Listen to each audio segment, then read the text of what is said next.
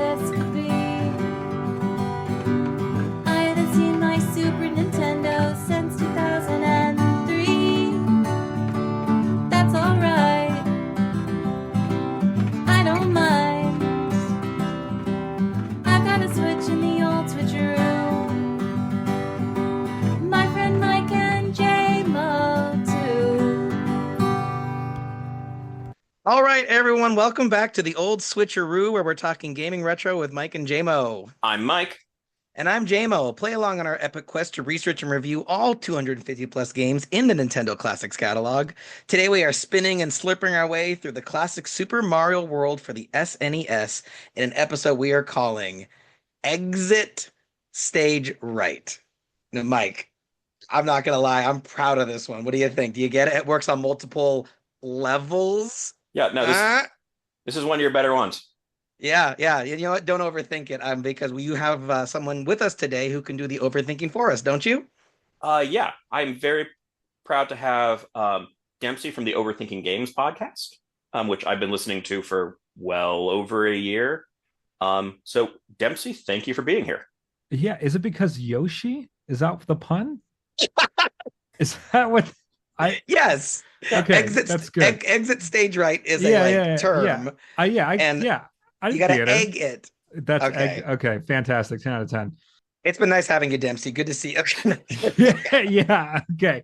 Mike, that was an extraordinarily kind introduction. I appreciate that. It's crazy that we have people who listen to us talk. So my name is Dempsey. I'm one of the co-hosts of a podcast. Is this where I pitch? Is this where I wait? Is this where I talk about? Okay, go for it. Fantastic. So, and we do. It's called Overthinking Games, a podcast about what video games can teach us.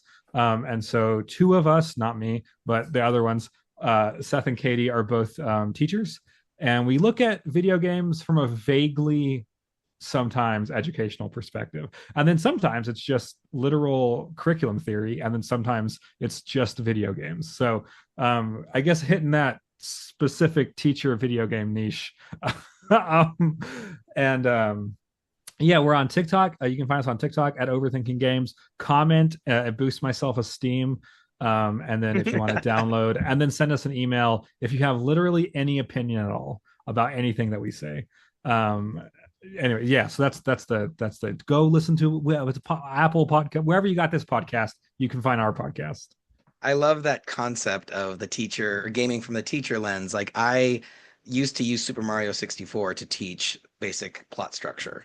Oh, sure. Level 1 literally has like your setting, your establishment, your rising action, literal rising action. The music changes for the climax of the episode. So yeah, I think, bringing your kind of take on the educational perspective with gaming is super fun. I listened to your episode about Inscription. Oh yeah. Totally fantastic game on Nintendo Switch. I'm bummed Mike hasn't tried it yet, because you got to be careful with what you say about Inscription. Dempsey, wouldn't you agree the less you know about that one, the better? Yeah. Yes. If you have any enjoyment of like deck builders, I think Inscription's a game for you. Yeah, but I noticed though, that game has almost nothing in common with Super Mario World. So is there something about a quality of a game that will pull you more than others?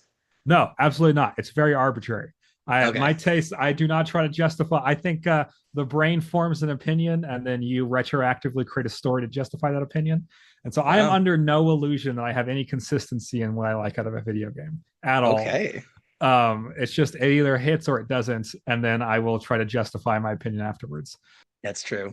Yeah. Also, Inscription is a game that I have changed my opinion about. I'm not as in love with it as I used to be, but that's for another episode. Yeah, I'll fight you on that one. Well, guys, without any further ado, I think we should probably get started. Are y'all ready to go on a crusade against the Koopalings? Yeah. Ready, Mike? Yep. Okay, so let's dive into Super Mario World on the SNES, released in 1991.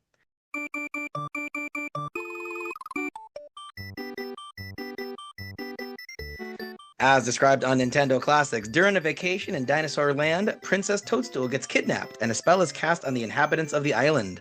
When they stumble upon Yoshi, Mario and Luigi learn that Bowser is responsible for the terrible misdeeds. Now, Yoshis are trapped in magical eggs that Bowser has hidden throughout 7 castles. Many hidden paths aid Mario in making his way to Bowser's castle, completing 74 areas, and finding all 96 exits. Discover items including a feather that gives Mario a cape, allowing him to fly, and a flower that lets him shoot fireballs in layer upon layer of 2D scrolling landscape. You can even ride Yoshi and swallow your enemies. I don't know. I think it covers it. That is a weirdly annoying description. Other than the improper comma usage, because that drove me nuts.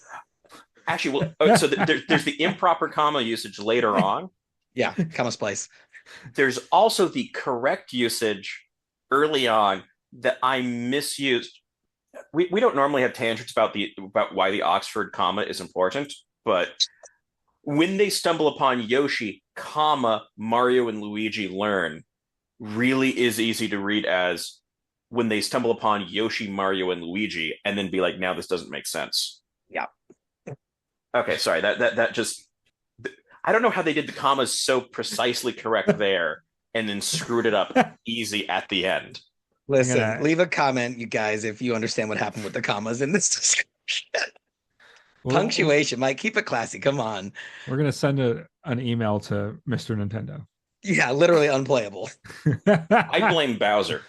There you go. But not Doug Bowser. He wasn't in charge of Nintendo yet. So let's take a look at the box art since it was often people's first impressions. North American one, we got the simple image of Yoshi leaping across the front of the packaging with a caped Mario riding on his saddle. Dempsey, so you've liked this game for a while. Did you keep the box as a kid? So yes. So it was this game came out. I was already this game came out way before I was born. So by the time I was it was like an old game that we had by the time I was playing it. But we had the box art and we had the thingy.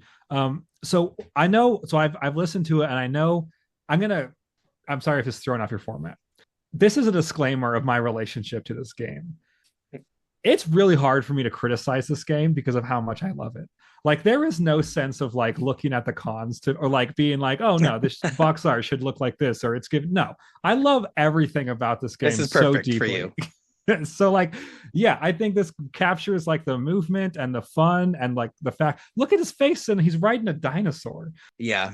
Like, I don't know what else. I don't know. I love this. I love this box art so much. I think it's like it's very simple character, like, and your character is gonna move, and that's the thing that you know about this game is that it's gonna involve a lot of movement and a dinosaur, and I think it's very simple and communicates that. And I love the primary colors in the really bold, really saturated colors in the logo. I think that like I have so much nostalgia for that specific. For this specific image. But yeah, I love how the different letters pop up and it feels like it has texture to it. So I think you covered everything that's great about it. So I'm curious, because you have such nostalgia for it, if you will like the Japanese one better. Mike, can I show him? Before we go to that, I just want to say this. I find myself weirdly distracted by the fact that like Mario riding Yoshi seems very excited and like they've got speed lines that he's going fast and everything. And there's this sense of energy. And Yoshi is looking back at Mario very chill. And this feels both unsafe and weirdly unsettling to me. Yes. He's kind of giving Mario bedroom eyes, if we're going to be totally honest with it. Something's going on there. Yeah. It's like I think there's a tension between the two. I think Yoshi should have eyes on the road. Sure. Like this is how you run into something. They're clearly jumping, but I mean, like, keeping it classy, actually, I do think you're mentioning of like, it didn't occur to me that with the poses, this is going to be a movement heavy game. Mario's cape is behind him. Yoshi's leaping. You almost get that sense of movement. So Japanese one, very similar, but in the back, there's so much more going on. A lot more going on. Dempsey, you want to describe what you're seeing for our audio listeners? Yeah. So it's like it's a sphere. It's like the planet Earth. It's like a globe. And you have different land masses on the globe with different characters on them. Yeah. Disproportionately large to how big they would be on an actual planet. We got some singing mushrooms, which I don't think appear. I don't think there's any singing mushrooms, but we have the wizard. You have the bullet that's going around the planet, following the curvature of the Earth. You have some dolphins leaping out of the sea. You have two different Marios on this box. Yeah. One that is holding a baby dinosaur, and one that is riding Yoshi. It's going to the left, which is interesting. Yeah. And I don't know. Yeah, it's also very yellow. Whereas the other one had a blue background, this one has a yellow background. Mario's still looking dead ahead. Yoshi's still looking back at Mario. It's the same But it's image. different. I thought it's different drawing. Off of you. Well, I think it actually is the same drawing. Just the proportions are a little squished. I am unconvinced by that. Okay, but I think it is interesting though that this concept of the cover art with, like Dempsey said, it's the depiction of a world behind Yoshi and Mario, and everything is kind of popping out of it very cartoonishly, and it's all following the curvature. Like you can see the bullet curving around the world. It's actually really reminiscent of a game that would come out 16 years later, which would be Assassin's Creed. No, I'm kidding. It's Mario Galaxy, right?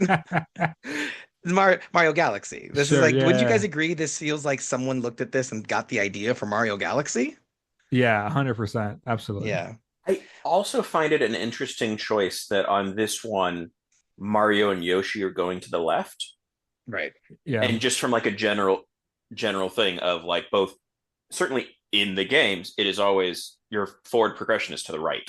Yeah, I'd be interested to know why they flipped it. I wonder, totally agree. do you know well, how do you read I don't know how to read Japanese. Which way do you read Japanese? I know Right to some left. language. Okay, like okay. Oh, there you go. So it kind of makes more sense that if your brain thinks of forward progression as left. Huh.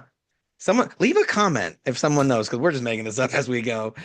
So Super Mario World was directed by Takashi Tezuka. We enjoyed his work in season 2 when we covered The Legend of Zelda: A Link to the Past, and we will of course see him again when we go back to cover Super Mario Brothers 2 and 3 for the NES and the SNES and the Game Boy Advance, maybe the Wii. I don't know. We'll get into it, but Nintendo likes making ports of their old games.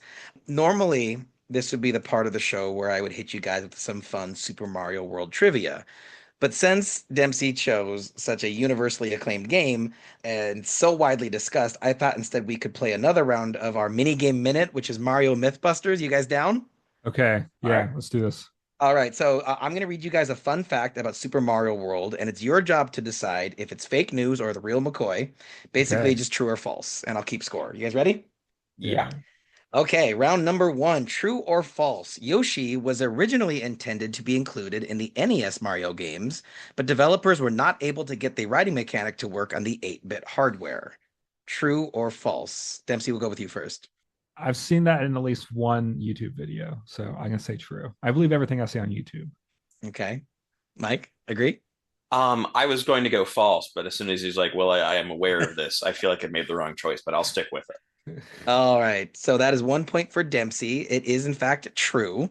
Yoshi, according to the fan site Supper Mario Broth, in a 1990 interview, famed Mario producer Shigeru Miyamoto said he originally had a vision of Mario riding a horse or an ostrich-like creature. He even had this sketch of Mario riding a dinosaur taped to his desk for over 5 years before his vision was finally realized in Super Mario World. So I don't know, I thought that was pretty cool. I was going to say that drawing looks very Joust. Yeah, there you go, Mike. Always goes back to Joust with you, doesn't it? Everything should. Yeah, this drawing actually, this is interesting because you can kind of see how Mario's 8-bit, but Yoshi is more conceptual and doesn't see how Mario is more square.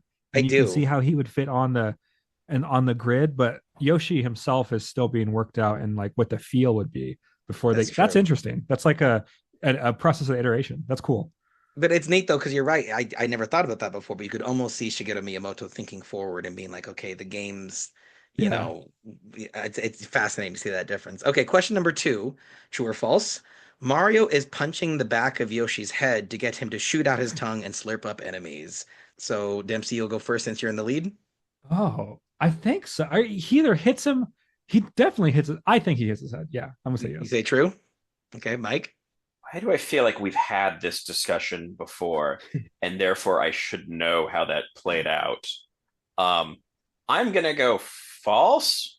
1 point for Mike. Although the original intent was, according to a 2017 IGN article, was to have Mario hitting him in the back of the head, director Tezuka stated that the sound effect of Mario striking Yoshi's head was replaced with something resembling the word iku, or go in Japanese. They were Okay. basically worried that players would get upset seeing Yoshi hit in the back of the head over and over again.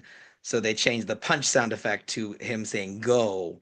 And so he Okay. is officially, and it's actually interesting. If you look at the sprite work, there's the slight nub that implies he is pointing. Okay. Got So you.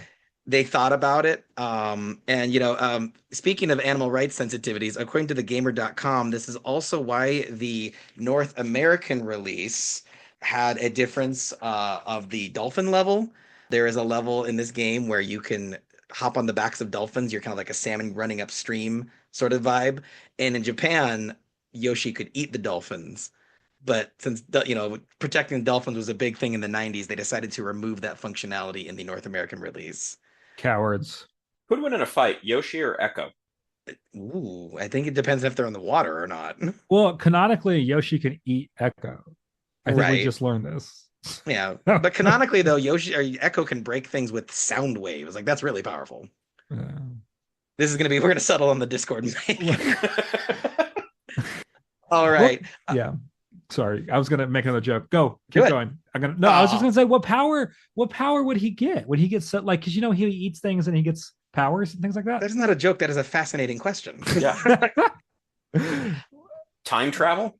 I think it would. Oh, there you go. There you go. Yeah, we're gonna get another viral Echo the Dolphin clip, Mike. That's gonna become our brand. Okay, let's next question for Super Mario World. True or false? Super Mario World was the best-selling standalone SNES game of all time. True or false? Yeah, I'm gonna say true, just because I want it to be true. Okay, Mike. He's really chewing on it. I Because it was Tetris for the Game Boy, I think. Stop talking, Dempsey. Okay, You're helping him. not what the Game Boy party is, not. Hey, Mike. True or false? I think I'm going to go false because I'm wondering about Mario Kart. So it is false, but that's not why. Super Mario World was the best-selling SNES game according to Gizmodo, but it was not the best-selling standalone game because it was packaged with the system. The best-selling standalone Super Nintendo game was Street Fighter II Turbo. It was a pack-in. Okay, It was a pack-in. Gotcha on that one. That makes sense. All right, so that puts Mike at 2 and Dempsey at 1. We got 2 more here, and then we got a tiebreaker if we want it. True or false? All of the main stages feature remixes of the same musical track. True or false? Mike, you're in the lead, so you'll go first. Wait, repeat that question. Question says, true or false? All of the main stages in Super Mario World feature remixes of the same musical track. So is it the same song for pretty much all the main stages, and they just modified it? Or am I trying to fool you? What's a main stage mean? So not counting title screen, overworld credits, and Bowser fights. Okay, then I think I'm going to say false. Okay. Dempsey? I think it's false. It's actually true. Oh. So no points for either side here. As cited by thegamer.com, the game's level 1 song, Ground BGM, is either sped up, slowed down, or modified in various ways over and over and over again, with the exception of being, like I said, title screen, overworld credits, and Bowser fights. The same chord progression is used in pretty much every level of the game. Huh. I'm gonna listen for that. That's interesting. As I didn't believe it at first, and I wandered around the overworld map, hopping in, but like, nope, that's the same theme. That's the same thing. It's crazy that they modify it so much you kind of don't notice. Even the castles? The castle, that's the Bowser stages. So I guess I said that wrong. Anyway, I'm not a perfect man, Mike. I'm close. Number 5, true or false? When localizing the game for North America, the Koopalings were all named after various celebrities. So Mike's still in the lead, so he will still go first. True. Okay, Dempsey? I'm gonna do false because I want to win. This is just a strategic play, not out of knowledge.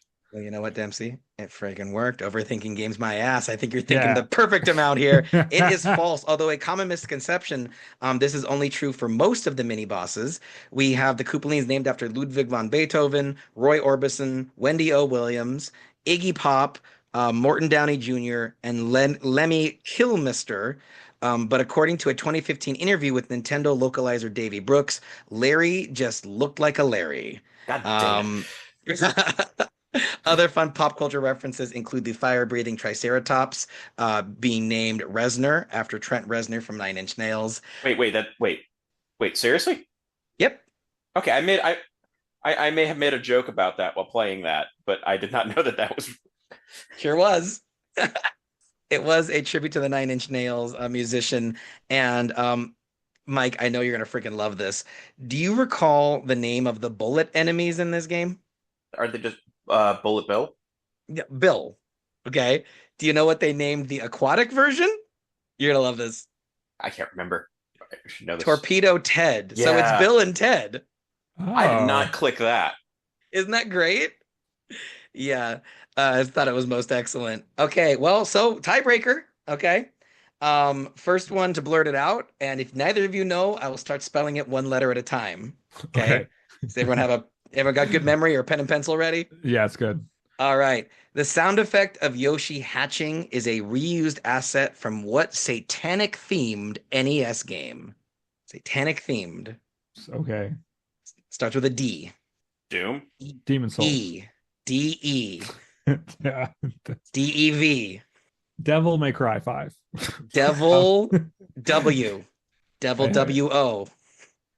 Devil Devil- World. Devil World! Dempsey! Okay, there we go. I do not know what Devil World is. It is a game where the Yoshi sound effect came from, but actually the main protagonist of the game, Tamagon, I'm showing you pictures of the box art. It looks like an early version of Yoshi. That is Yoshi canonically being Christian. That is a cross. That is a Christian cross. There we go. Yeah, we're gonna get That's- some clicks now, Mike. That's So- wild. Congratulations, Dempsey. You're the winner of Mario MythBusters. Okay. So before we get into the Joy Pros and Joy Cons of Super Mario World, what is our history with this game and how far did we each get? Dempsey, can we start with you? Yeah. So so I want to talk about how I relate to retro games in general. So I have no love or nostalgia for retro games. I did not really seriously start playing video games until I was an adult. Like actually thinking about video games as an art form. I had a GameCube. I have a lot of nostalgia for the game Fire Emblem and Double Dash because those are what I have on my GameCube. And then the Xbox 360 movie tie-in game to Open Season. and so, but I love he drops that like it's a normal thing. Oh yeah, you know, I'm Yeah. a super fan of the Xbox tie-in game to Open Season. Yes, Yeah. Dempsey, keep going. That was an amazing third game. So but like so we like my but like at my I don't even think I think I stole it from my cousin. I think I stole my cousin's SNES. And so I had this is the first game I remember I have conscious memories playing. Wow. And I would have been maybe in the really early like 2000 or 2001 or something like that. So this game would have been old by then. So it's like but this is the first game I have conscious memories playing, and I like when so first of all, this is Mario to me. Like when I think of Mario, prototypical Mario, this is I don't go to the 3D Mario or like the older Mario. This is like what Mario is for me canonically. This is like my prototypical Mario. And I think that if this game came out this year, I think it would be like one of the best games ever made still. I love everything about this game. I love the colors. I love the feeling of movement. I love how playful it is. It's very toy-like. Like Nintendo, people talk about Nintendo making toys, like they're like electronic toys. And this game feels like such a good version of toys. Also, I think this game would have blown my mind had I been there when it came out, because the progression of visuals from Super Mario Bros. 1 and 2, and then this is like it feels so much more rich. I don't know. And so I've played it several times. I probably finished it like I've definitely played to the credit, like to finish it probably like 3 or 4 times. Okay, so you Nintendo did. Should I hit 3, 4? No, I'll just do it once. You Nintendo did beat this game before. NintenDon't. Yeah, I've beat this game before, and then I've done like a full playthrough probably twice. And then so this time I made it to just past the forest. I love the green in the forest. I love how rich it feels. If this feels like what I imagine stepping into a video game I would want to feel like as a kid, like it's so playful and imaginative, and the logic is so non sequiturs, like these little bombs that fall from parachutes and the centipedes that get angry at you when they there's so many, and the secrets too, like the idea where because I think with video games there's this desire for them to be infinite. Yeah. And this kind of gives you the illusion that there's always more of this game to discover, especially when you're playing it for the first time or you come back to it after a long time, you don't remember the details. So you fell in love with it like post 3D era, like when you said you had played this. Yes, 100%. Wow, and I think that's a good testament to like how well it's aged. And I totally agree with you. Like if this game came out today, it's so solid and so toy-like you said. You can almost reach out and pick up any little object you're looking at and imagine it like a bauble. And I think Nintendo, like when I've never been to like the actual Nintendo theme parks or whatever. It's dope. But I think they really pull from this game specifically for a lot of their iconography. 100%. And so like as far as Mario iconography goes, this game is still really informing the vocabulary of how we continue. And I think like Super Mario Bros. Wonder or whatever, like I think the best thing that game could have done was kind of recapture the excellence and joy that people felt playing this game. Like I think this game sets the standard for fun, playful platformers. Perfectly said. Yeah. Anyways, but I love this game so much. I'm a big fan. Super Mario World's great. Now, Mike, you had not played it before this episode, or had you? I had clearly played this slightly.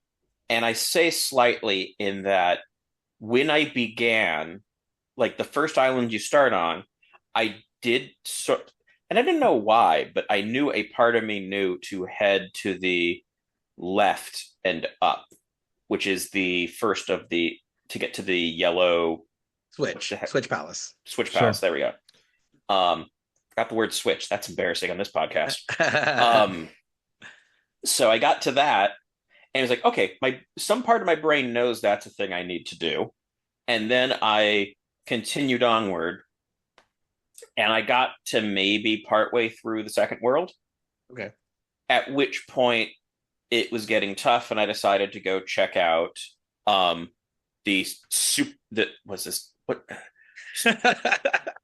Super Mario World, Super Mario Advance 2. Isn't that yes? He's referring to the Game Boy port, which we're gonna compare the virtues of that to this later in the episode. But so, Mike, you switched versions. How'd it go on that version? And I will also add with this, because that naming is very confusing to me.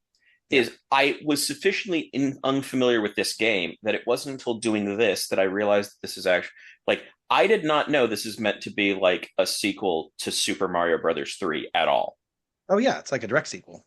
Yeah, it apparently is. The manual treats it as that, and I'm like, I always thought this was a separate franchise in the same way that like Mario Kart is not a sequel to Mario Brothers; it's its own thing. I have always thought this was its own thing.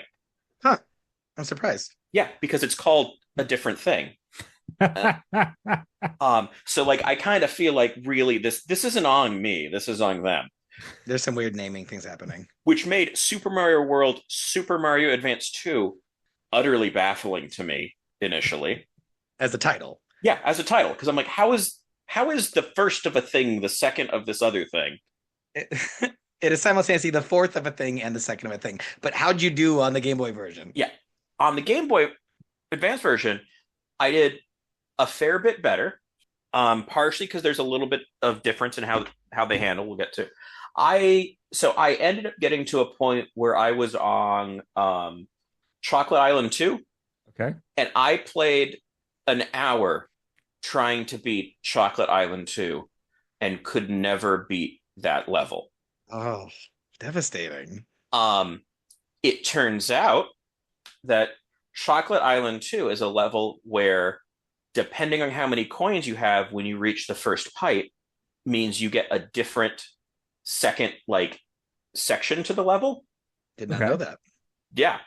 And it turns out that I was getting very good at taking a route to get to that next level, and the next section was really hard. Yeah. It turns out that if I had gone slower, made a point to get every coin, I ended up on a much easier one, and I only found this out looking it up much later, and then went back and was able to beat that level in like 2 tries. Good. Which was incredibly frustrating. That's so funny. That level was going to be a very big deal breaker. Now, thankfully, because I was streaming this, after an hour of that, chat pointed out to me that, like, because I'm like, I think this is going to be the last level I see, because I can't get past this, because I'm having to do all this platforming on angles, and it's excruciating. And chat's like, well, there's another option, right? And I'm like, no, I don't know there's another option. Do go on.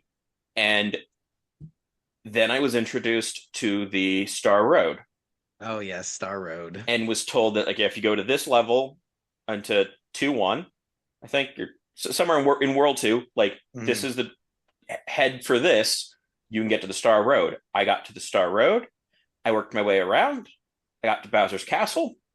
And then I spent 2.5 hours trying to beat Bowser's Castle, which was an improvement on an hour into Chocolate Island 2. And finally, I'm like, this is late. I intended to play for 2 hours, and I was approaching 6 hours. I'm like, I am calling this at 6 hours. Yeah. At 5 hours and 56 minutes into that stream, I finally freaking beat Bowser.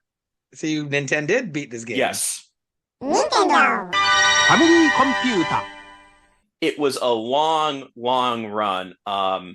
If it was not for actually Des, who's in the Discord, like, getting me onto the Star Road to begin with, that would not have happened. Wow. Sure. So I am super pleased to have actually managed to get to that. Yeah, there's some really challenging parts, and I love that chat was there for you, and a little community here getting your back. That's what it's all about. So I first played this game at Circuit City when I was a wee lad, right? Mike remembers Circuit City. I don't know if Dempsey probably doesn't. Might have learned about it in history. Yeah, exactly. So Mike knows this. My family, we were a Sega household, right? And as much as I believe Sonic is still the superior franchise, the giant bonsai bills, the giant bullet enemies in level 1 of this game made me so jealous as a kid. Because you're a Sega kid, you can't play this game, but they seemed impossibly large to me. Like, they seemed so intimidating that it's like, I don't know, like a third of the screen, perhaps. Sure. And then you can kill them by just hopping on them. That felt so cartoonish and so playful and so fun, right? I, like Dempsey said, felt toy-like to me. And so I never got around to actually playing this game until prepping for this episode. But I am proud to tell all of you and John for our Discord that without using any rewinding or save states, I did beat the Game Boy Advance port of this game. Nintendo. Family computer. And then I did beat it a second time on the SNES version, also using the Star Road mic. I won't play the sound effect again, though, because we're each getting one today. Well, I'm proud of us, guys. We've all beaten Super Mario World. That's not totally easy. So, Dempsey, you kind of touched on it a little bit already, but can you kind of kick us off with our discussion of the joy pros of this game, other than its like toy-like nature and, the kind of world aspect of it? What makes this so good? So I think one of the things that for me really impacted me is the challenge of it. This is a hard game in some parts, and for me, there is something so fun about just throwing myself against a wall until I'm brain dead, until like I feel like my hands mold to the controller and the character is an extension of my will. And I did not get that playing this time, because I did use the rewind feature, which made it really fun, because it felt like a tour. It felt like the rewound feature gave me the tools to kind of like breeze through these places I already have memories of, still feeling the game, feeling the control, but not necessarily committing myself to the time commitment. um, I like but yeah, I think for me that's one of the things that I love about it, about this game specifically, is I think I think the balance of challenge lends itself to almost almost like a meditative state of, okay, if I die, I'm not going to care. Yeah. In such a playful way. Also, so going back to like how I think the desire for video games to feel infinite, like you check every pipe when you go through the first time in this game, because there's like the opportunity that something might be there, and you're rewarded for that enough to where you continue the effort of exploration consistently. And I think like not skipping, like when you get your cape, for example, I would go back to levels and fly up to see if there's anything up there that I would not have access to without the cape and things like that. And so I also think the exploration and how it feeds exploration is really fun. And like if like the Star Road is a really good example of like more exploration. Like if someone went into this, I don't know. I feel like if someone went into this not knowing that Star World was a thing, that would be like a genuine surprise that there's like this whole alternate way to navigate the game, that and like the special levels and things like that. I feel like that really adds to feeling like you're plumbing the depths of this world. 100% agree. Yeah. Yeah. I love that you brought up the challenge of it, because when I started playing the game for this episode, there was a good 45 minutes to an hour of my first run through where I was kind of just, I don't know, this is fine, but this is Shigeru Miyamoto's favorite Mario game. This, some people say, is the pinnacle. And I couldn't figure out why I wasn't clicking with the game. And then I asked a question that honestly I should ask more often, which is, what if I'm the problem? What if rewinding is ruining the fun of this? And it totally was. Because Sure. as you said, the challenge is perfect to the point that I am always making a little bit of progress. Every obstacle feels surmountable. Sure. And then there's all these little tricks you can discover to get around it. So once I stopped cheating, I realized this is like an all-timer. This game is so good, because that pitch perfect difficulty is a very difficult thing to do in one level, let alone 96 levels. Like it's so well tuned. Yeah, and I think it builds, and Nintendo is famous for doing this, but this is very emblematic of the Nintendo approach. But it builds the mechanical vocabulary so seamlessly to where it's constantly tutorializing you to how it's going to approach things in the future. Whether that's like, getting so many flying enemies on the screen where it feels insurmountable, but because you've had access to them prior, it feels like if you were to drop in like the middle of the game or whatever, it would be horrendous. But because of the gradual, I feel like it does a really good job of scaffolding your experience to give you context into what to expect later. That's like a good lesson plan, right? Like you got to scaffold, you got to give kids context. Look at you overthinking games. I see you. I see what you're doing there. I think at this point it's worth mentioning for one thing in terms of the pros, why I like the Game Boy Advance version more. Okay. It's that point of, okay, you keep having, as the difficulty hits, you're kind of the accepting of like, I'm going to die, but I'm keep getting a bit further with what I'm trying to get through. And one thing that was different between the two, and it's why I stuck with it for the Game Boy Advance version, was in the original game, you are able to save it after like castles and like the ghost houses. On the Game Boy Advanced version, you can save after any level. Oh. And so instead of having the thing that I have various games, depending on sort of how they checkpoint things, is have been a chunk of games we played where it's like, okay, there's a hard bit, but it takes me so much effort to get back to the hard bit, and then I don't learn any. If I die quickly, sure, I didn't have time to learn anything, which is particularly true in this, where one hit and Mario's dead. So there's this thing where I'm not spending my time learning the thing; I'm spending my time getting back to it. Sure, yeah. I felt. Yeah, I'm saying I felt that with the Super Nintendo version a bit more, and the Super Mario World really let me focus on the things that I was having difficulty with. Well, so, that's because the Game Boy Advance was AA battery powered. And so, mommy, my Game Boy's dying. Do you have any batteries? No, you got to let a kid save because if they lose a lot of progress because of a dead AA battery, they're going to not want to keep playing. But Mike, I'm going to jump in there. And I guess let's just do it. Let's just do our Nintendo dis or dat because, we were going to compare this to the Game Boy Advance version. And I totally agree with Dempsey. Dempsey said before we started recording that the Game Boy Advanced washed out color palette, kind of a bummer because it's so sharp on the Super Nintendo. I did find it being softer on the eyes. I kind of liked it. Like, I don't know if I liked it more, but I didn't hate it. Sure. But Mike, I officially tested this and I have a video I'll put in the YouTube version just to show that I'm right. It's not just that you can save between every level. If you game over, you restart at the mid-level checkpoint you reached. Yeah, That's huge. So suddenly, I don't know, Dempsey, have you played Celeste? That's one of my favorite games ever made. Yes, I love that game so much. What's wonderful about Celeste is that it's this crazy platforming challenge, but when you fail, you're just taken back to the start of that jump.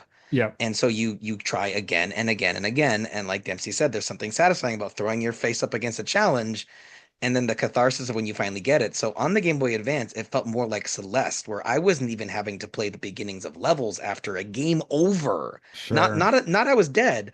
I game over, hit continue, went back to the level, and I'm already 50% of the way through it.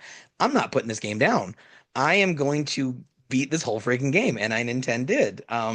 So yeah, and also just so many little layers of secrets. Mike, did you discover any of that organically while playing? Any of the Yoshi secrets or Star Road? Was there anything you found without the help of chat? I think some stuff. I don't have particulars. And I definitely ended up at like exits that were not the right exits at various points, or not the exits that I needed. It's like, no, you found a different exit. Go ahead, go see what happens here. Yeah. Um, I think like I didn't really interact with the Yoshi stuff until the Star Road things, and that was a little bit. The manual mentions that like you can feed the baby Yoshis to get them to be a full Yoshi, Hmm. and so like some Sure. of that stuff, like I knew what was going on a bit. I feel like the closest thing I had to a figuring something out wasn't directly gameplay. It was the realization that also a thing the Game Boy Advance allows is you can pause the game on a level you've already beaten and just go back to the map, which is super useful if you're like, I need a power up or I'm going to die on this level now. I can pause and go back and then come back in. Sure. And they added the status screen.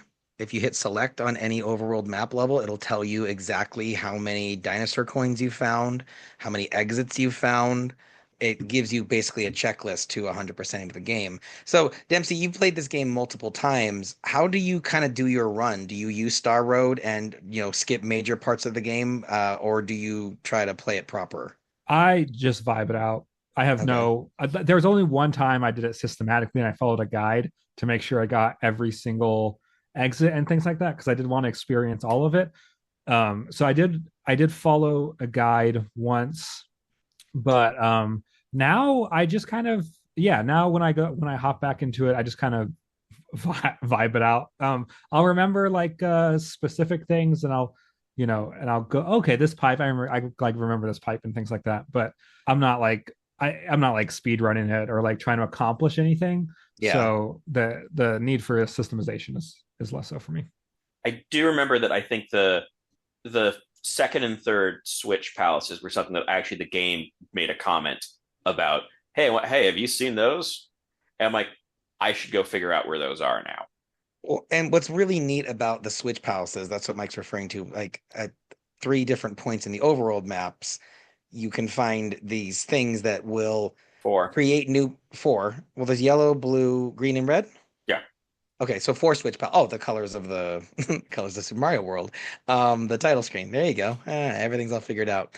But anyway, so they will make new platforms appear, so you can access different pathways through the levels, including getting to Special World, which is a hidden world within a hidden world.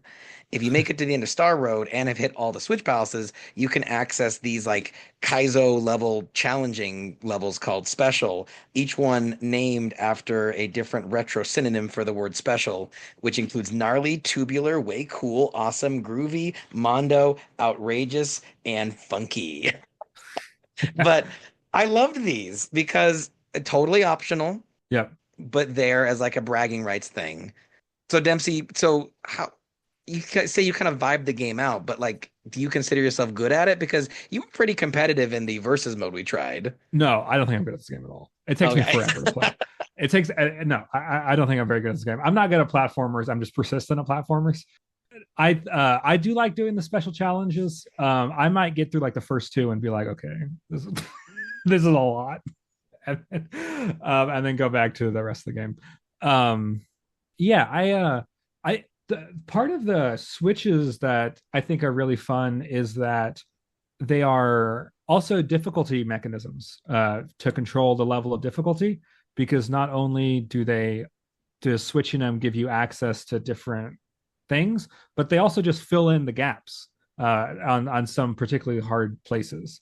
And so if you are having a lot of trouble, it kind of helps to explore a little more and find them. And so that's another thing that I think is really, I don't know, elegant about the way the game lets the player get to kind of. I usually don't hit the switches, I guess. At least like the first time, like you can hit the switches earlier, but then if I want to go somewhere that needs switches, I'll go back to the switches. But I think there's something about the original challenge that's really satisfying. But no, I think the switches are a really elegant solution for both difficulty and also wonder and surprise through exploration. I think it was actually interesting to realize when I got to Bowser's Castle that, and the weird with one of the parts of Bowser's Castle, I'm like, I think the switches are making this easier now. Yeah. Yeah. And it was a cool realization. I'm like, what's going on with this? Like, oh, because if those blocks weren't there, I think it's basically like the Bowser statues that shoot fire, and they're up on. There's two of them that are up on. Yep. Those blocks. I'm like, oh, because I've done that, this is a much easier thing to get through now.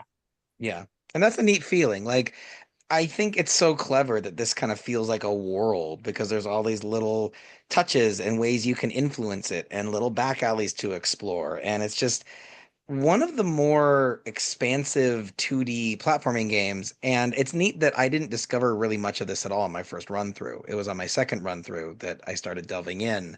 And I think that's the perfect way to approach game secrets. Is like really fulfilling if you want to pursue them. But if you don't, it holds up fine on its own too. Can we talk a little bit about the kind of characters? Because, like, I mean, Yoshi, Mike mentioned it briefly, but there's a lot of depth to the Yoshi character. Depending on the Koopa that Yoshi swallows, it can spit fire or it can sprout wings and fly. And then Mike said you can find hidden levels with baby Yoshis, and if you feed them enough enemies, they'll grow into, adult Yoshis. Did you find any of the alternate colors? You can get different color Yoshis throughout the game. Yeah, because you see those only when I did the Star Road stuff did I see them. Yeah. Which one of them's a total jerk, and turns out if it eats a star that you're trying to get, it immediately becomes Yoshi. Wait, the baby becomes Yoshi immediately from a star? Yep. That is so clever. And you don't get the star. Yeah, but you get a full Yoshi. I didn't want a full Yoshi. In fact, I wanted a star and to be holding a Yoshi, because when you're holding something, you swim much faster. Yeah, it's like a little, almost a little handheld jet ski. So I got the enemies on the screen here. I grabbed it from the credit sequence, which names all of them and shows all of them. Dempsey, are there any enemies that you like really love or really hate? I think I like the dinosaurs just because they feel like the most toys to me. The Rex, Yeah. I guess. I really like those designs. Also, that Blarg. Blarg looks like he does not belong. Blarg looks like he's surprised that he's there. I think, yeah, Blarg is so. Every time I play Blarg, I'm like, this feels like a mistake. I don't know. Yeah. He's a very funny character design. What Dempsey's referring to is that there is an enemy in the lava levels that you cannot hurt, and it can't get out of the. It's like a shark essentially. It's swimming around in the lava, and Yeah. it'll kind of lunge at you. But the art style, like he said, this is when they figured out the Mario aesthetic. But he does not belong in the Mario aesthetic. No, he looks so out of place. Yeah, it's almost something out of like early DreamWorks or something. It's really wacky. Yeah. Mike, do you have any strong feelings about the enemies? I hate the dino torches. Oh, the little Uh, fire breathing guys. And that's partially because they're one of the enemies that can go up walls and stuff and move around fairly erratically, and also because that is the first part of the level that I played repeatedly for an hour and couldn't beat. So like I got very fed up with them. I also don't like Rip Van Fish. The sleepy fish. If they stayed sleepy, I'd be okay with it. It's when they stop being sleepy I have a problem. Yeah. I do have a question here, which is I'm wondering how many of I think a handful of these are all ones that I recognize from stuff like Mario Party, and I'm wondering if if they had been in previous things or if this was their first appearance. Like I'm looking at both, I think Wiggler and Monty Mole and Pokey were all ones where it's like these are all familiar from like Mario Party things to me. I know that some of these were Mario 3 editions. So I'll Okay. be honest, I'm not sure, but like this feels like the fully realized version of these characters. I think the one that I kind of have a lot of memories about is the Charge and Chucks, the football players, because the game is really good about putting them in like kind of stressful or silly situations. So like there's points where he's like literally the goalkeeper and he's right there before the end of the level jumping to block you because you're essentially the Yeah. football, right? And Yeah. that's just nice theming. And there's even a hilarious moment where you find one underwater and he can't swim, so he's just ineffectually drowning forever. And I'm like, oh, Charge and Chuck, how'd you get down here? I've always had a fantasy of Oh, okay, tell me, Dempsey, what's going on here? Charge and Chuck in Mario Kart. I think he would be such a fun. I think he would be. It's so I don't know. I have some weird affection for Charge and Chuck. I think I want to see Charge and Chuck more places. That'd be dope. He's such a funny character. Yeah. Anyway, sorry. That just clicked now as also a Mario Party one is where the Charge and Chucks run across Yeah. and you have to, okay. I this is I want to make this clear to Dempsey. We don't normally have this much punctuation talk on our shows, but The mic's just feeling a little frisky tonight. I find it weird that Boo Buddies, Boo is in quotes. The Big Boo, Boo is in quotes. The Fishing Boo is not. Oh Okay. yeah. That's right. Yep. The one, here we go. We cracked the code. Well, what's the code? It's Overthinking Games. This is right on Yeah. right on brand. Yeah. That's hilarious. Yeah, that's very funny. How about the boss fights? I love the boss fights in this game. I think they're really clever. You got the Koopalings. I don't really F with the Koopalings. Like they're fine. Sure. They're more just like a puzzle, just a couple of hits. But this game has some big boss fights. There's Resner, where it's the fire-breathing Triceratops on a like Ferris wheel, and you have to kill them by doing the Mario arcade mechanic of running underneath their platform, jumping up, hitting it from below, they fly off. But what's genius about this is that once you've destroyed two of the Triceratops, the floor of the level burns up, and now you have to jump on the Ferris wheel in order to not die. So now it's a great way of adding tension. And like Dempsey said, it teaches you the mechanics of the boss fight, and then it adds a layer of complexity Yep. to make it feel really satisfying when you pull it off. And then like I think the Bowser fight too, right? You're using the techniques that you've learned. You're kicking stuff up into the air until Bowser flies underneath it. But then you're also having to manage like the Mecha Koopalings, and Peach is throwing you power-ups whenever she can get a moment. So it's like it felt very good story building, and it felt like good boss mechanics. Did you guys like the bosses? Yeah, I think all the bosses they're not confusing, which is my least favorite thing in a boss. They're all very clear. They teach you almost instantaneously what you have to do, and so even the first time going in, the learning is very smooth, I found.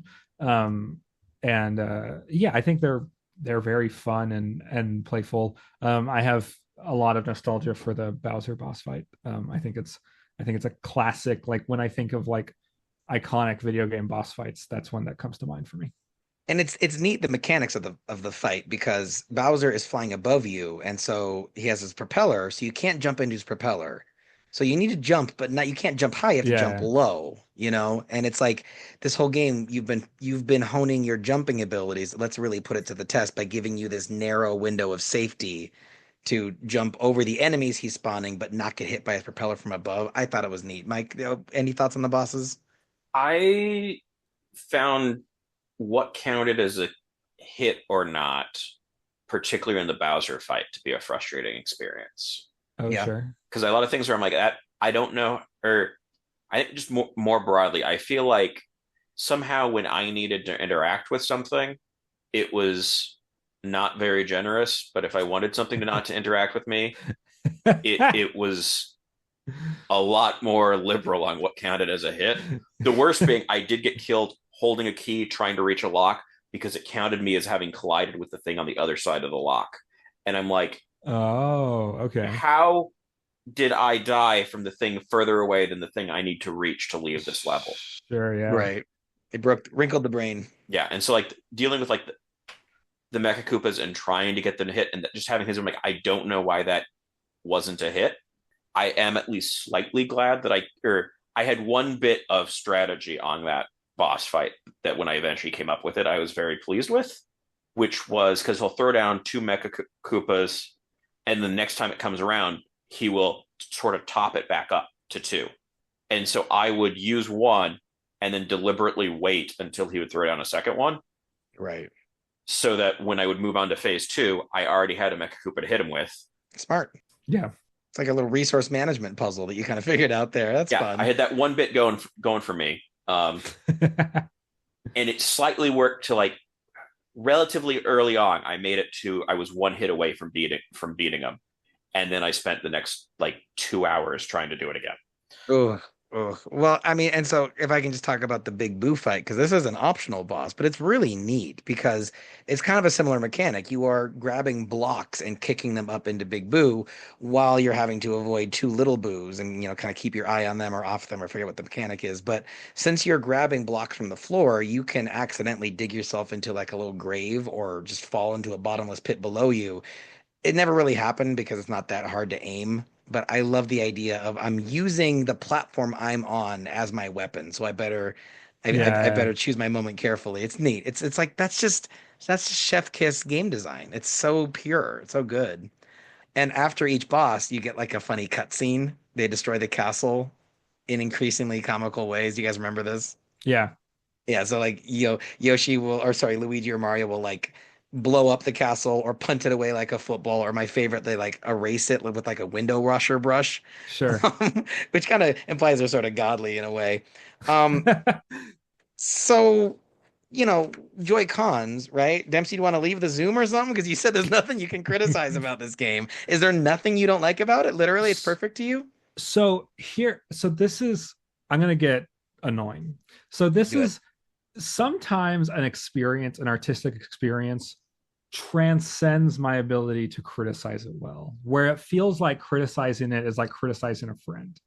Um, like there's something about the experience as a whole where it's a lot easier for me to talk about how it makes me feel than it is to analyze like any kind of objective opinion on it. And there's a couple games, like Outer Wilds is a game like that, where I find it impossible to think critically about that game in a criticism way.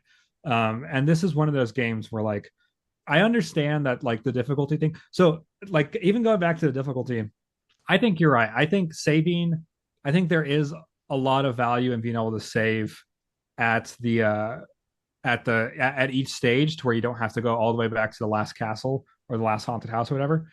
And since I was a little kid, I've played this like I play Demon Souls, where you go farm a bunch and, and then you go farm a bunch of lives, and then you try to, and then it's like I get up to like 80 lives or whatever, and then I think I have been able to romanticize that process in my head. Gotcha. But like I don't think that necessarily makes it a good solution to a game. But like my emotional experience has a lot of attachment to the process of getting low on lives, going back to the beginning, farming lives, and then go, and that's part of the rhythm in which I play the game. But that doesn't mean it's a good experience. So in that way, and that's, I think that's what I mean when I say this is a really difficult game for me to look at critically, because I think I've gotten used to a lot of the flaws to where those are a part of the romantic experience for me of playing this game. That's fair. I says games are really special and especially nostalgic in different ways. And so, it's like with a game this good, it's like, are you going to criticize childhood? Like it's almost like, right? Yeah, I'm very excited to hear you guys talk, because you guys don't have that nostalgia for it. No. And so you guys are playing this like as if it like maybe like it's as if like it's a 2D platformer, like a really well-reviewed indie game or whatever, like kind of that level of like, it's not pushing technology forwards anymore. It doesn't have this like groundbreaking art style necessarily that would have been like insane to see for the first time. It's like the way you guys are looking at it, I think I'm very fascinated to hear you guys talk about it, actually. Thank you. I would hope so. That's the whole premise of this anyway. Mike, any Joy-Cons for you on Super Mario World? I think aside from some of the bits already covered, I think I don't like how it handles power-ups, really. Okay. And what I mean by that is I think they're often very critical. However, they are often not present within the levels where one needs them. And it's... You gotta go farm. Yep. Yeah, and it kind of turns into this thing where it's like, I am on like world like 7, and like the spot that I know I can get this is world 2. This is not efficient. Yeah. And I kind of feel like it's a situation where if there was something in there that was even just like, okay, I go back to the start of this world, there's an easy-ish way to do this. Sure. Just so that I'm not having to do this massive this massive go all the way across the world map to the spot that I know works. Yeah, and that problem gets, I would say, multiplied when you're looking for secrets intentionally and things like that, because a lot of times reaching those secrets will require elements that you cannot find, sometimes even on the island. But although that's very rare. But yeah, definitely not in that level. So yeah, I completely agree with you.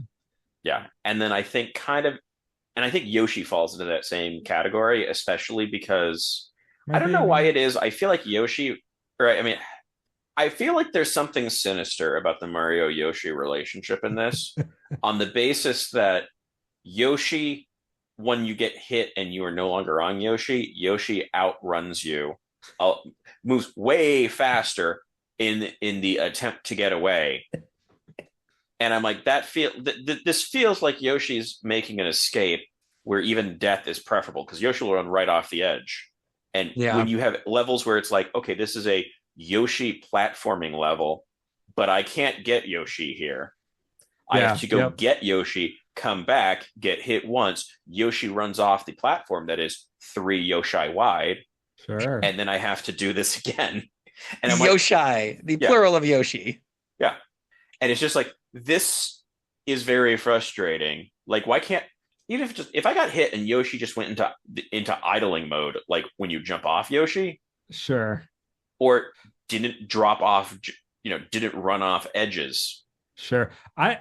So I do think there is something really fantastic about the frantic nature of like, specifically on the Illusion Island. This happens a lot, or not the Illusion Island, but in the Illusion Forest, because there's levels with a whole bunch of enemies that you have to navigate, and you'll get hit by Yoshi, and there's just a bunch of things on screen, and you're looking for this fucking dinosaur. Or sorry, anyways, but yeah, I think you're right. I think the fact that Yoshi can outrun you and is very tedious, I do think it can add some freneticism that I think really helps the chaotic feel. I think, good or bad, it does make the entire experience a lot more chaotic.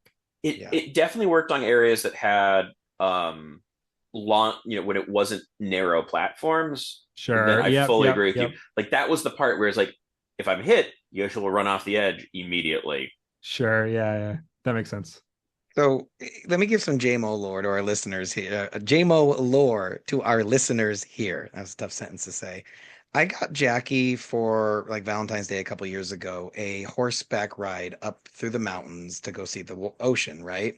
Okay. And very narrow pathways. And on the trail, we were like there's only enough, Mike mentions 3 Yoshi wide. Well, this trail we were on was 1 horse wide, and the horse that Jackie was on got spooked, reared up, and turned around and ran directly at us, almost knocking all of us off the cliff. And Jackie had this like near death experience. And I know that's kind of dark. She's fine, everybody.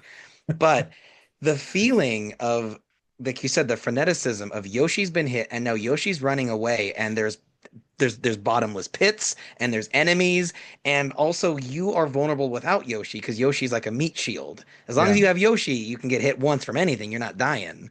Yeah. So I get the frustration, but in my research I learned that Shigeru Miyamoto was an avid horseback rider, and that inspired a lot of the Yoshi gameplay. I think that he knew what it felt like to try and calm down your horse in a vulnerable situation. I think it nails that perfectly. One other Yoshi related thing I just want to note, just because I don't know where else for this in. I find it both somehow weird and makes sense that at least like in like the credits, Peach rides Yoshi's side saddle. Wait, what am I missing here? Is she keeping it She's- classy or No, something? no, Yeah, no, no, no, no. she's not It's just yeah, it's just like it's one of these things where it's like I didn't really think about how would Peach ride something, but yeah, Yeah, side saddle would be correct, I guess. That's so fun. I'd never, but yeah, that's because she's not gonna open her legs. She's not a working class girl. She's royalty. That's so funny. And it's a small animation. Like if they had made that in a way that didn't do that, like no one would notice. Right. No one would have noticed then. That would be a thing now, but That's hilarious. I love that you brought that up. She's in a So, dress. yep, keeping it classy. I gotta respect it. So let me know if I'm missing something here, because my cons are all very nitpicky, but Dempsey said this is a perfect game and I want to challenge it. Um, the plot of the game, we're on Dinosaur Island, right?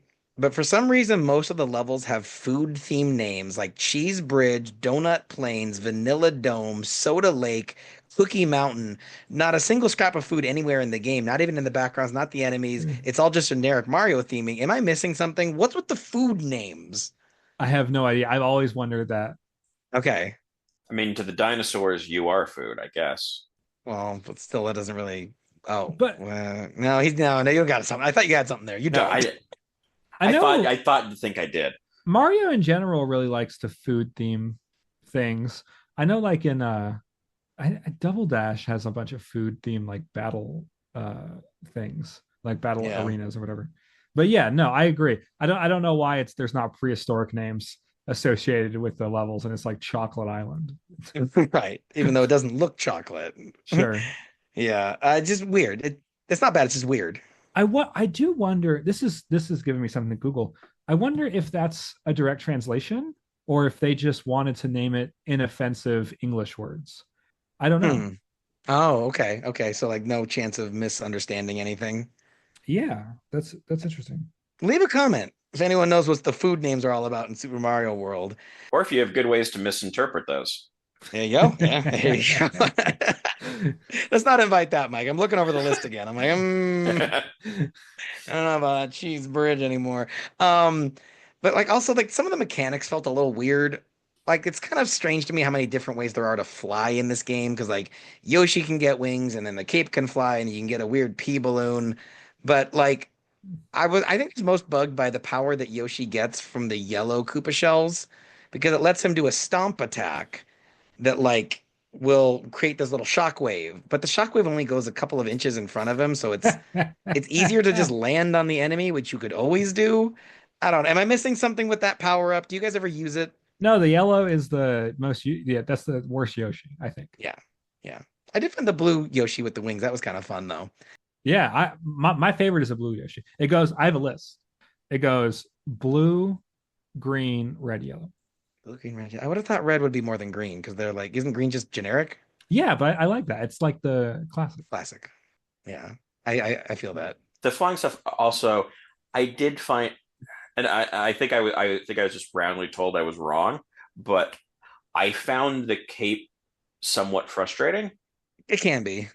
And I think it's because if it was purely like a active ability thing of like, okay, I can, keep hitting jump and I will fly, fine. But the inability to fall down at like normal speed was really frustrating. Especially in things where I'm like, this is timed, but now I have a cape and now the timing is no longer working. Yeah, and the annoying part about that is that there's some element of you think it should feel safer because you're falling slower, but it messes up how he moves in general, and so you can miss time jumps in a way that I think I 100% agree with you. Yeah, yes. And granted, I think there may be one of these things where like it makes it more difficult until you get sufficiently good, and then it becomes much better. Because I watched an all castle race between 3 people and saw what they did with the capes, and we're like going through levels that you are not supposed to be able to go through that way. I think like one of the castle things, they just fly through and skip like a auto scroll, and it was like they broke the game essentially.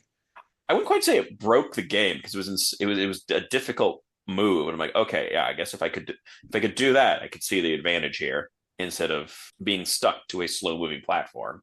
Yeah, but I kind of felt I was in this gulf where I didn't have and because it disappears quickly and often you don't get it back easily, like I didn't really have a good handle on what its capabilities were.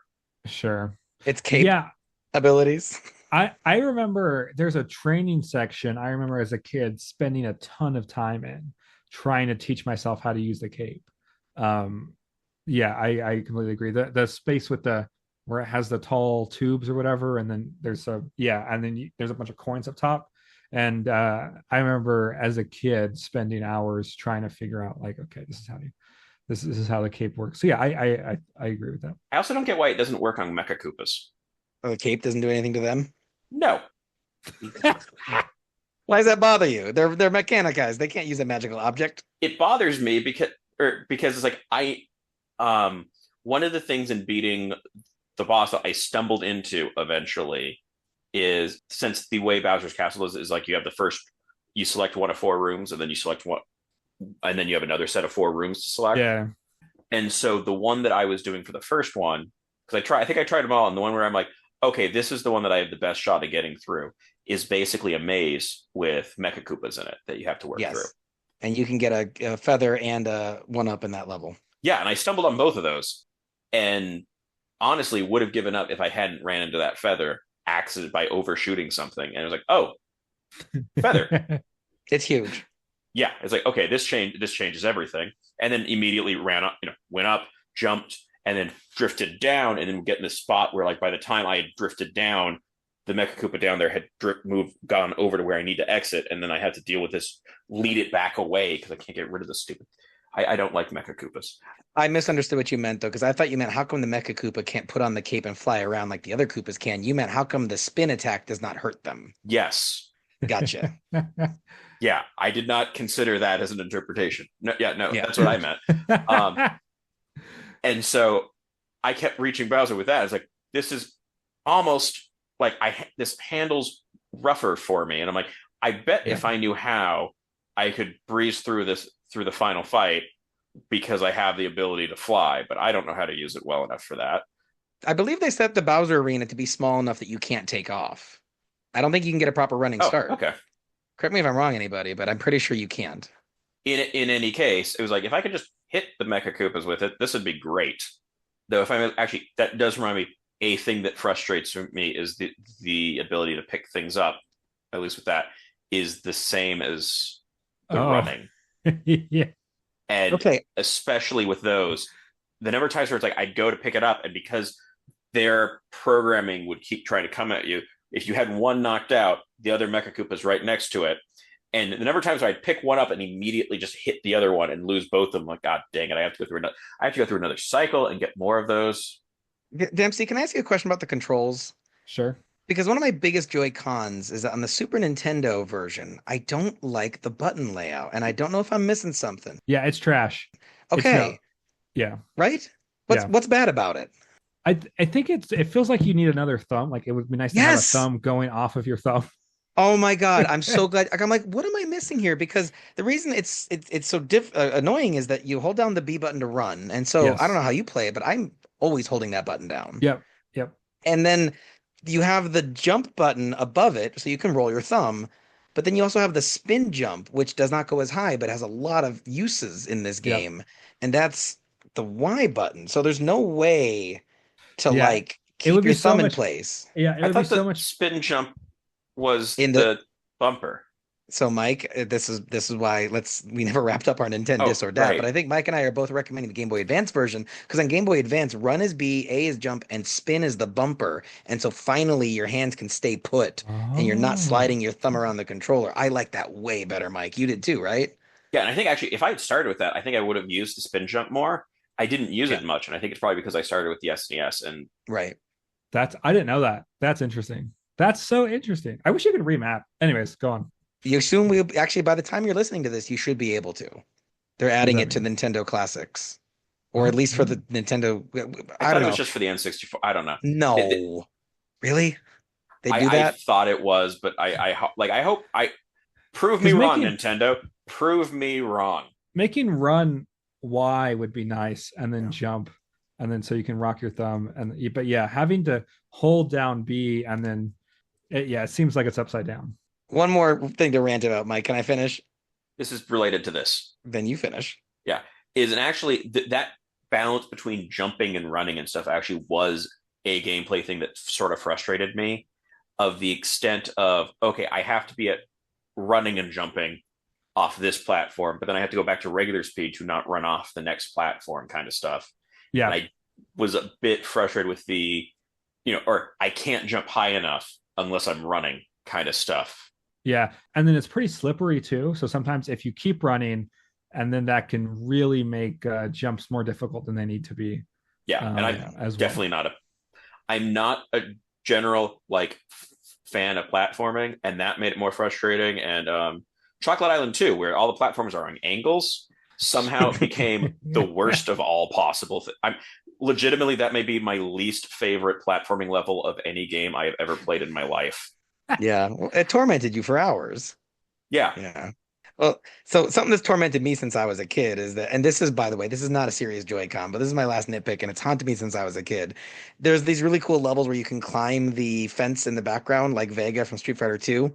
And if there's a Koopa on the other side of the fence, you can press the B button and you'll punch the fence and kill them.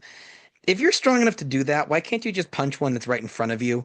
Do you know what I mean? Like if Mario and Luigi can punch Koopas to death, just sock it in the face. It's right there. How come I have to jump? I don't know. Because it's the underside you're hitting. Yeah, I thought about that, but still bugs me. Because I mean, realistically, this is weaker than Mario used to be. Because Mario used to hit him through brick. That's true. Yeah, it's a good point. Well, any other Joy Cons for Super Mario World? No, I think that's a blasphemous question, actually. But well, okay, but Dempsey, I feel like you listed 3 or 4 things. You're like, oh yeah, the controls are trash, but the game's perfect. But they're trash in a good way. Yeah. Yeah, it's good. It's a great game. Okay, what about this? Okay, wait, Dempsey, what about this? What's your reward for 100%ing this game? Because as near as I can tell, the only thing that changes is that Bowser does not appear in silhouette form at the end. Is there any special ending I didn't know about? Oh, I don't know. I would have to. I can't remember. I'm a bad person to ask. I'm sorry. That's all good. The real achievement is just knowing that you did it. It's true. Yeah, bragging rights, 100%. I didn't say bragging rights. I said knowing that you did it. Oh, I think there's a very different distinction there between self-fulfillment versus validation from others. Yeah, I have trouble separating those things sometimes. Well, we already covered the Nintendo Dis or Dat, and I think Mike and I both agree. Game Boy Advance, if you have access to it, that's the version to play. I think it's just a lot. Although we haven't talked about the one other thing that the Game Boy Advance version does. The multiplayer? No, not even multiplayer. The talking. Yes, they added voice lines. That's right. That's crazy. What? Yeah. I've never played the Game Boy Advance the Game Boy Advance version. So this is all new to me. Yeah, so it's stuff like you get a mushroom and it is like just what I needed or something, which honestly is very true. But I did keep having people being like, I played this as a kid. I do not remember talking. Like, no, I'm playing the Game Boy Advance version. They added that. I don't know why they added that, but they did add it. And then right before recording, we played the 4-player, I guess, deathmatch mode of the original Mario game. It's included on every Super Mario Advance game, but it was fun. It was just kind of competitive, goofy, chopping it up, and I don't think I go out of my way to play it, but it was a fun little bonus for this episode, I thought. Yeah. The deathmatch version of. If you want to know our thoughts on that game, go back to season 1 because we covered the original Mario Arcade, True Believers back in season 1. Okay, well, so guys, if we have nothing else to say, I think it's time to declare this game as a Nintendo or a NintenDon't. Dempsey, you'd be a weird NintenDon't at this point. Yeah, it's one of the best video games ever made. Don't play it. So, we do have tiers. We have Nintendo, Just Super love that idea Nintendo. of a level of gatekeeping that is, this game is so good, you don't deserve to play it. That's right. Hey, it works for the rest of the internet. But so would you bump this to the highest tier of Super Nintendo, or sorry, Nintendo 64, Dempsey? Is it a Yeah, must play? I think it is. Yeah. I I would think agree. I think anybody who likes, especially if you like games like Celeste, specifically, like if you, I know Celeste is very popular. We have Overthinking Games has an episode about Celeste with one of my favorite guests. So yeah, if you like games like Celeste or any platformers, this is an absolutely must. You can actually, I feel like you can kind of see maybe where a lot of these ideas are kind of celebrated as well. 100%. 100%. Mike, Nintendo? NintenDon't? I mean, I can definitely say where I was going to be last night, and I'm gonna say where I was going to be last night after beating this. NintenDon't was considered, and I think what raised, and I think it's the frustration of hitting a level and just being like, well, this is very frustrating at this point. And kind of what shifted that around is number one, discovering that apparently there's a way to do that level better. And the Star Road basically also means like, even if I had been in a situation of I cannot get past this one level, but I can find out about the Star Road and bypass it, that is a lot better than a game where it's just like, if you can't beat one level, you will not see anything after that. Like Yeah. having routes around it definitely improved things. Sure. And like, because that was something that felt almost like a fatal flaw. Having gotten around that, and then also mentioning here, because I have mentioned earlier, the music in the castles is really good. Yeah. Do, do, do, do, do. It's the like, there's like a couple like lower notes that come in that just are really cool. Yeah, very very hammer horror. Yeah. But yeah, so I think ultimately I do end up as a Nintendo on this. Yeah. And I do give credit to the fact that I think someone who enjoys platforming a bit more would have a bit more to, the multiple pathways is neat to explore as a general thing. And I can see someone who's having more fun with platforming than I do enjoying like fully completing that. Yeah, 100%, 100%. I think this is easily the best 2D Mario game I've ever played. I think that, perfect difficulty balance. Because like Mike said, even if you hit a roadblock, there's ways around it. There's a whole world to explore, if you'll forgive the cringe here, though. And I think when you add in the Game Boy Advance, keeping your progress even to the point of mid-level checkpoints, suddenly it felt like there was no level that I wanted to give up on. I just kept grinding and grinding, and getting through those levels felt so good, by not cheating. The Cable Club League compared this game to Sonic 3.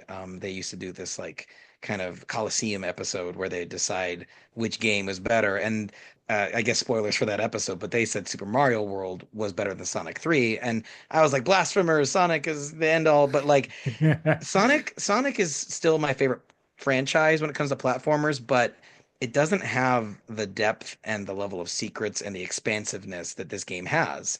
Those levels are great, but there's just so much to this game that it's really hard not to recommend. So I think if you play the SNES version, it's a Nintendo, but on the Game Boy Advance, it goes up to a Super Nintendo for me. Super Nintendo, excuse me. It's just wonderful. So if you have the expansion pack, I think that's the way to play it. But I think you should. I want to defend the SNES version. Go ahead. I'm kidding. So I think I agree broadly with a lot of what you're saying. I do think that perhaps if you are playing it, maybe this is not indicative of your experience. But I think if you are playing it without a timeline or without finishing it for an episode, and can have it in the background or can swap between games, things like that, I do think that the setting back and to either having to farm or having to redo the levels or not, I think there is a level of like almost like FromSoft style, like, yeah, this is kind of baked into my hands now, that I think is really satisfying. So I think if you really, really, really, really, really like platformers, it's the SNES version. I think there's some value there. I wouldn't say it's not for anyone. Yeah, I still said it was a Nintendo. Well, yeah. Okay, fair enough. I think it also just reflects a little bit of a change in gaming, that there was a time where you were buying a game and it needed to last you. And I think the farming kind of thing works in that. Sure. I completely agree. Whereas an era where this would have been, 60-ish bucks or whatever that would have been at the time, I feel like games have always been pricey-ish. Sure. Whereas now it's like, I bought Skyrim for $5. So like, if I'm just farming stuff, like I can switch games and have a different game for cheap quickly. And like in this context, if you have Nintendo Switch Online and you've got the Nintendo Classics, you can just switch to many other games. Sure, so I think that's where something that at a time where you had to get a lot of gameplay out of it and it allowed a way to do it, I think it didn't hold up as a necessary thing enough that by the time they switched to a handheld with Game Boy Advance, they kind of allowed for some stuff where you're still having to go through chunks of levels and everything. Sure. But I actually think that's really interesting, because I think when I formed memories with this, I had this and then a Star Fox Adventure. No, not Star Fox Adventure. Star Fox. I think you were flying. Was there an SNES game where you're flying as Star Fox? Yeah, the original one. Yeah. So I had this in the Star Fox game, and like those were only two games I had from an SNES for like years of my childhood. And so maybe that stuff seemed more palatable because I did not have options. Yeah, there's a bit that I think it's interesting for me, it's interesting to see other people talk about like gaming as a kid where they had large large collections of games. Sure. And for anything, I only ever had a few games, really. Sure. Because that was, therein was the budget and what my parents were willing to have around. So it's like Game Boy, I think I have either 2 or 3 games, and that was it. And that Game Boy was mostly used for Pokemon because that's why I had a Game Boy. Sure. And the same thing kind of goes over to the other consoles that I had, is I didn't have many games. And so it was like what you had, you were going to play a lot of. And so I definitely get that when it comes to this of. Yeah, I think you're onto something. I think that makes a lot of sense. Well, normally I say agree to disagree, but we don't need to. So chime in on the Discord, guys. Let's actually put this one up there, Mike, because I totally respect Dempsey's opinion, especially since he's a fan of the original. But you and I are both on Team Game Boy Advance. So chime in on the Discord. We'll put up a little survey, give them both a try, and let us know what you think, everybody. I want to recommend something. Yeah, do it. So if you are looking for a 90s anime that I think both captures the spirit of Super Mario, that you can watch for free on Super Mario World, that you can watch for free on YouTube, I would like to, if you like the aesthetics of Super Mario World, I really want to suggest to you the 1992 made-for-television anime, The Wonderful Galaxy of Oz. And for whatever reason, I just connect these two things so deeply together in my head. I think The Wonderful Galaxy of Oz has such strong Super Mario World energy. Whoa. Yeah, I'm looking at pictures of it. You're not wrong. Also an interesting pitch, because didn't they also make a cartoon that was Super Mario World? Yeah, but that's bad. This is better. This is a better Super Mario World adaptation. But I'm not sure if it is the one where it's like an animated Yoshi that talks and is like, you should have never greenlighted this voice to be Yoshi. Yeah, no. Well, yeah, Captain N and Mega Man, though. Come on. Honestly, the Yoshi is worse. Well, guys, I think we're going to call that game over for today. The final score for Super Mario World is a resounding Nintendo. Dempsey, it's thank you so much for flapping your gums and flapping your cape with us today. Before you get on out of here, why don't you tell our listeners where they can find your stuff again? Yeah, so you can wherever you get podcasts, Overthinking Games podcast, and then if you want to follow us on TikTok and comment, but that makes me feel good. That'd be awesome. Are you still doing the game music TikTok videos? Slowly, yeah. Where I have a obnoxiously, well, I'm proud of it. I have a collection of indie video game vinyls. And so I'll play music from it and then show the artwork and things like that go with the vinyls, and then talk about how I feel about that video game soundtrack. So like Celeste, Outer Wilds, Florence, Gris, Alone or A Night in the Woods, kind of games like that have good vinyl soundtracks. That's as a series on TikTok that we do. I love vinyls and I love video games. That's a slam dunk. I can't wait. Well, everybody, join us next time when Mike and I will be demolishing a rare, one-of-a-kind classic, Blast Core, for the Nintendo 64. Also, don't forget to visit www.theoldswitcharoo.com. There you can find links to our Spotify, our YouTube, Instagram, and all the social medias you can shake a joystick at. You can even leave an old-timey voicemail, meaning we'd literally love to hear from you, or even better, join the fun on our Discord server, where you can play games, talk games, and even make a friend or two. Big thanks to Crystal Fields for our incredible intro song, and thank you, dear listener, for liking, commenting, subscribing, reviewing, and playing along with us every step of the way. This has been the Old SwitchAroo, where we've been talking gaming retro with Mike and Jaymo. I've been Mike. And I've been Jaymo. Game on, everyone.